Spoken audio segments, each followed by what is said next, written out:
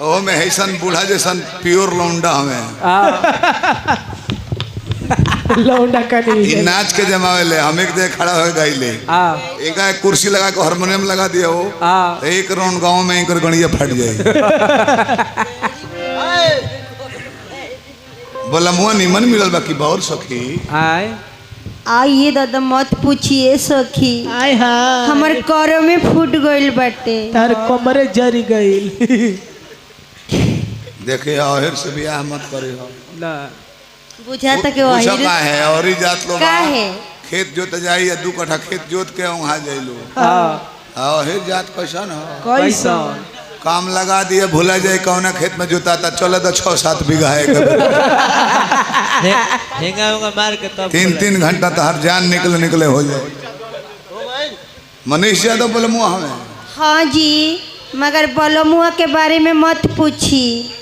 एक तो पगलेट हमन तो उनको नाम मनीष हो जब वो खीस में आ जाए हैं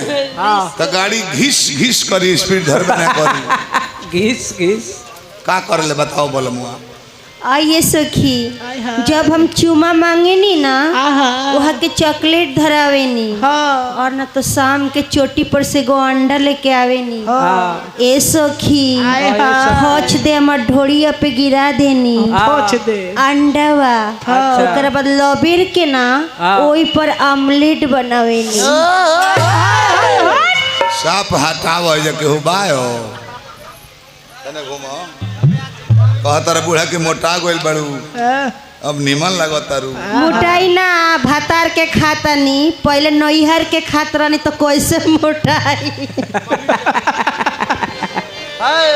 कहतारी चुमा मांगी तला के चुमा मांगी तला के दिला चॉकलेट हो बलमुआ पगले कहाँ मारो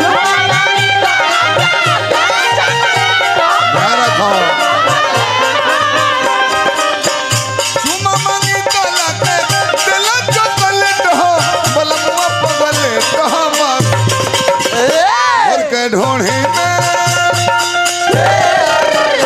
घोर के ढोढ़ी में बनावे ऑमलेट हो बलमुआ पगले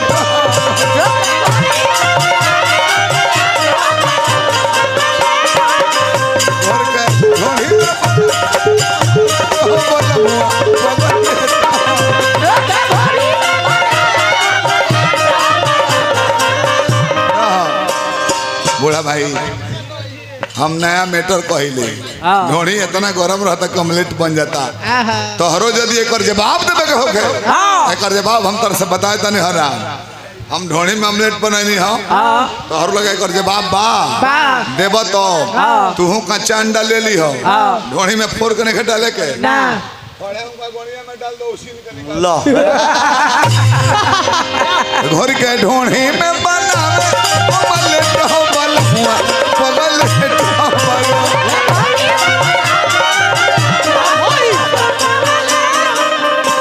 मरद मनीष यादव जी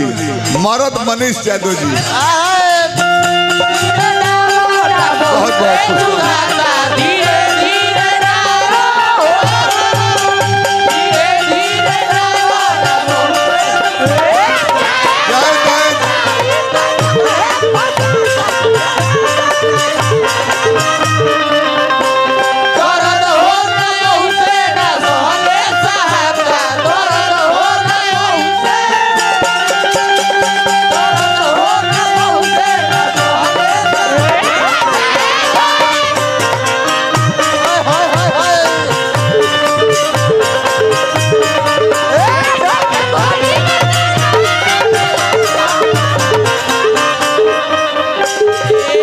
अश्लील हरकत ना करिले मुखिया जी यूट्यूब वाला डाल दिलो मेहरारू यूट्यूब चलावे ले जहिया देख ली एक दिन देखला रहे खाली हेंगा कान पर हाथ होई तो खिसिया गोल कहते के व्यास जी नहीं के कहो ए लमण भाई चोदनी तो लमण कहता रहे हमरा के चुप गाना ही गाने जाते हो गाना गाना चाहिए ना और तुम नचनिया को पकड़ के ऐसे ऐसे करते हो, ये क्या है? हम कहीं सुना रोल हो। देखो चुप चुप चुप। नचनिया के पैसा देता रहे, छुआता रहा, हंसता रहा, ओकरा में सेंट मारल बा, हमरा में को हुकिरवा पड़ल बा। सही हो। तब से हम डराइले से आई लो छुआता तो मजबूरी में छुप पड़ा। मनीष यादव भैया बहुत बहुत पुरस्कार देने हैं, वहाँ का नाम पर हमारा शैलेश राय जी पुरस्कार दिला। मुझे टेक्निक सिखाओ। आइए सखी, रात भर में कई गो स्टेप बतावे नी जान तरुका। कबो भूया, कबो ऊपर, कबो नीचा, कबो ऊपर, कबो भूया, कबो पालम। पहलवानी करेला तो हमारा से भेंट मत करी हो, ऐसे कि हम ना हैं ना हमारा गुड़ में कमी बा। एक बार माँ बन के व्यवस्था देत रहनी, छील के पलंग के नीचे गिर गरनी, तो हम एगो स्टेप सीखनी, चीते सूत जा आ मुड़ी तर के तकिया डांट तर लगा लो, ऊंचा हो जाई, आ तब तू रामदेव बाबा कसरत शुरू करो। बाकी हम मनीष भैया हम एगो देखनी नु, पहले ना देखत रहनी, चीते सुतला में देखनी, आँख तक खुले रहे, कहा जाने का एक होत रहे। और एक्सरसाइज में कोहरापन हम ना देखनी, हमारा नाम बुझाइल कि एक्सरसाइज कैला से देह दर्द करता है। का होता कहा तरी कतनो सिखावत नहीं हम टेकनी को, कतनो सिखावत नहीं हम टेकनी को। बूढ़ा भाई हमार परम प्रिय हमें जूली, इनका जस केहू के ना मानी नहीं, कलाकार हमें, आवाज कम हो हमें मानत नहीं, बाकी नाच कूद के बात कह के अपन जमावे ले कैसा हूँ तई हमरा अच्छा लगल। हम वही ब्यास से गावे चाहिए जे हमरा के दाबे के प्रयास करे, ताकि हमहू ओकर जवाब दी। अभी नहीं तू बोल 20 तले वो 17 गा के बैठल रहे मुंह चुखा को तोहरो भस जाई, उनको भस जाई। बियाह भइल है को ससुर ड्रेसिंग टेबल डरले शीशा वाला। अच्छा निर्मला आई शीशा जानता नहीं, होशियार आदमी बेडरूम में शीशा ना लगावेला, ना ना ड्रेसिंग टेबल ना लगाई, यही अपना पैरवे को और गोंतरिया को और लगा देले। सुहाग रात के दिन यही है कहले फोन पर, हम कैसे जन कैसे लंगटे को देले मौगी के। अच्छा अरे नंगा अपना हो लंगटे हो गईले, आ माँ बन के दोनों गुड़ कान्हा पर धो के ज्यों रन बनावल शुरू करता रहे, मौगी हंसते के कोनो मर्द के क्रोध भरी काहे हंसले हरे, मर्द लजाला एकरा रोए के चाहे नु, कम कम लगे लगे लगे लगे 12 बजे दोबारा काम लगौले, 8 रन बनौले, अब उन्हें से विकेट चल दिल रहे, चले फिर हंसते के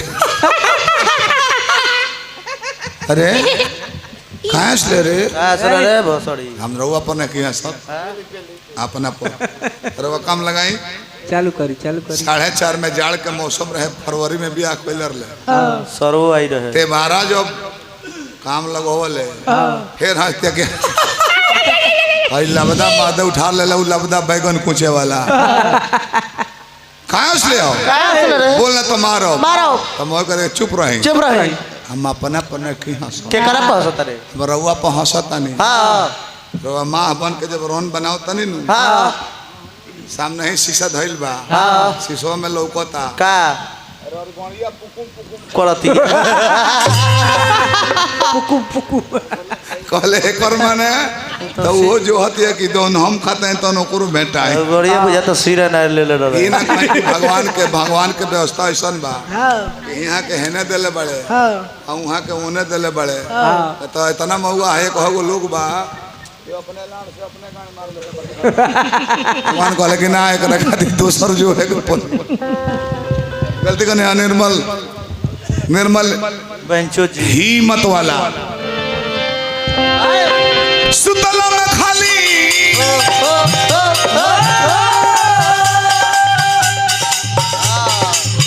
सुतला में खाली सुबह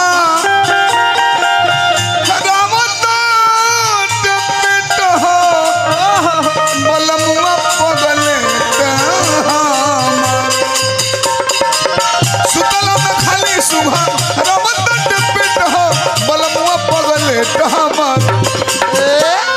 ढोढ़ी में घोर के ढोढ़ी में बनावे अमलेट हो बलमुआ अमलेट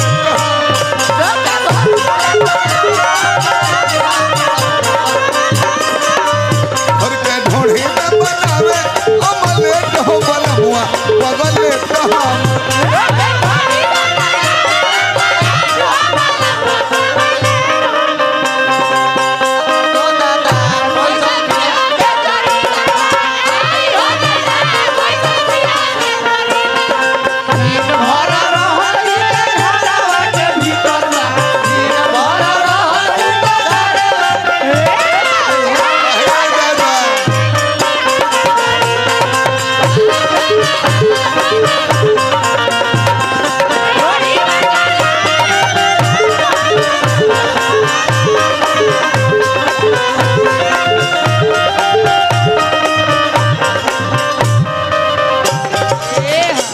रह जाए भैया है नहीं है ना बूढ़ा तू है ना वो बूढ़ा बूढ़ा ना ना रहना वो अब रोल करे के मुखिया जी 50 रुपया सले सराय जी दिले बनी रुको हम तारा के देता नहीं का फ्री में ही को ढोणी चटलो हमारा शुगर भइल बा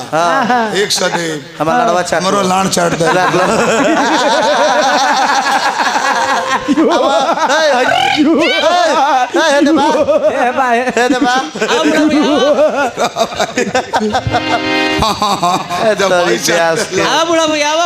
सुनी ना बोली ना है जे ना चाटत रहनी ना बुझात रहल कोन नवजात शिशु अपना माई के दूध पियो हमने में ही कुल ना होला ई गलती तू को अब उनका के उनको न जाने कोई हमने कहे वैसा न है जाके देहज मजाक कर ले जा दुआरा पर माई बहन के गाड़ी हमारा का देवे लगा सी हम इनका के देवे लगी तबे मुखिया जी बन कर देहज मजाक करो बूढ़ा कहो अब उनका के माता जी कहो तो हमरो चाचिए कहलो ना ई कुल होई त हमरा गनई छोड़े के पड़ी उनका के ना बूढ़ा हमरा कहीं हंसी मजाक में हम इनका कहो विजेंद्र बा बड़ी एगो निमन बात कहला नहीं बबुआ विजेंद्र बा बड़ी निमन बात कहनी कि ब्यास लो आपसे में गाड़ी करता अभियंता करिया दले बूढ़ा के बूढ़ा अभियंता के आ कहियो हमरे घरे ठहरे के मौका मिलल भाई कावना मुंह है हमरा माई के कहे के माई गोड़ लगता चाय पियब जकावना हमरा माई के गोरी होले बड़ो हम तारा बहन के कावना मुंह है कहम के बहन राखी बांध दो जब तारा बहन के गोरी होले बनी ई ना चाहे पारिवारिक बात मत लेवो हमने के देहजे में रात भर खेला को दे हिंका के गोड़िया हिंका द्वार पर जाए के मौका ना लगी हो बूढ़ा के द्वार पर साल में 10 बेर जाई ले जा इनका द्वार पर मौका लागेला गाड़ियों में ना जाई ले जा थुथुन वाला खोसी बनावे ला लो ओकर चमड़ा कटला सना मेटला लगी से खावे के परला हीर हीर पाइस पाइस बाकी बूढ़ा भाईवा भी है होशियार कहले कि भैया आओ पनीर बनवाओ तने हम बड़ा शौक से गईनी कलाकारी कहल जाए बूढ़ा भाईवा बो के अलुया छील के आतना हिसाब से चरकूटा काट काट के बराबर कह दे बुझाओ के पनीर हो थाली में चलो सारा जना खुश पड़े कि बाप रे होते होते पनीर बा आ केहू से केहू बोलल ना जब पनीर मुंह में डालल आलू के स्वाद आई का हो बबुआ कैसन बा तेरे महाराज विदेशी पनीर चाइनीज पनीर कहता रे कि ऐसे तो हरो घड़ी करेला तमाशा ऐसे तो हरो घड़ी करेला तमाशा मनीष भैया बाकी नासा में रहेला तो हो जाला लाशा नासा में रहेला तो हो जाला लाशा शैलेश भैया हमारा एको बार ना देबे अब एक मत कहा रहो भाई बनी अच्छा मनीष यादव जी के पाहुन जी मनीष भैया आप और फर्ज बनता है दुगोला का जवाब दिया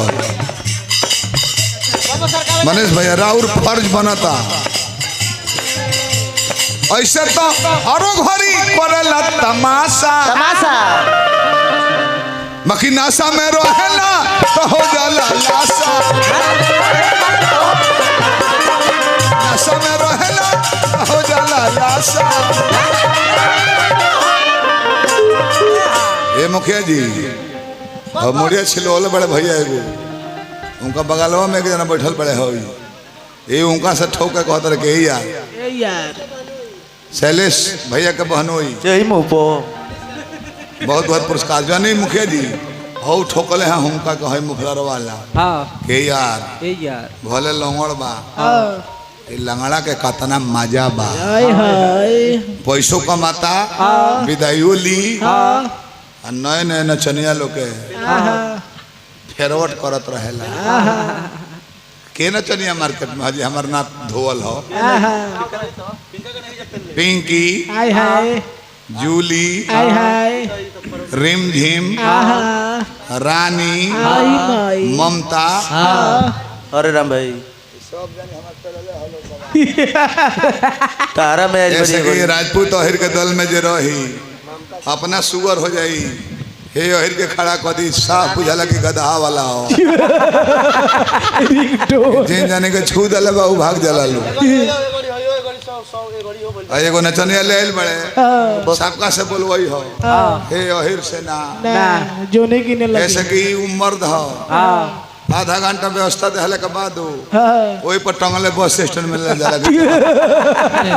बस स्टैंड सीट पर हेंगा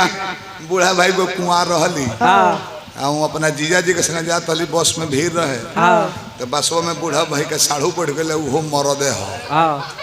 गोदिया में बूढ़ा वो बढ़ गई अचके में बूढ़ा वो के आँख खुलता क्या कंडक्टर ड्राइवर से बोलो गाड़ी धीरे चलाने को का है बहुत गचकी लग रहा है तो कंडक्टरवा कहता कि आधा घंटा से बस रोकल बिया आँखिया खोल के देख का भइल बा बस के गचकी थोड़े हो ना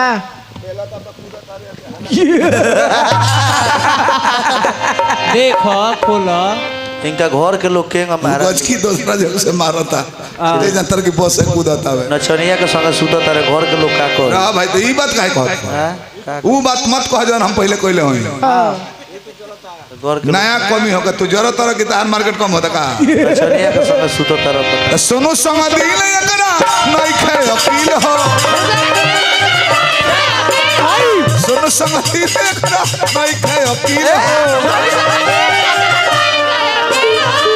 एगो अरविंद खाली बड़े बुझ दिल हो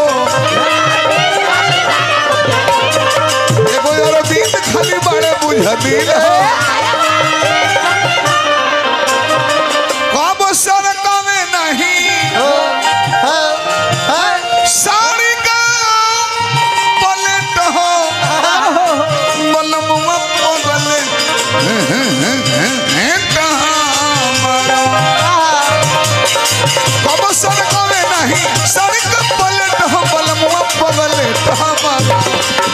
घर के ढोढ़े में घर के ढोढ़े में बनावे अमलेट हो बलमुआ पगले हमारो घोड़ी में बनावे अमलेट हो बलमुआ घोड़ी में बनावे अमलेट हो लागी बूढ़ा जी मुखिया जी राउर इज्जत हमा कर रखनी हन अभी भाई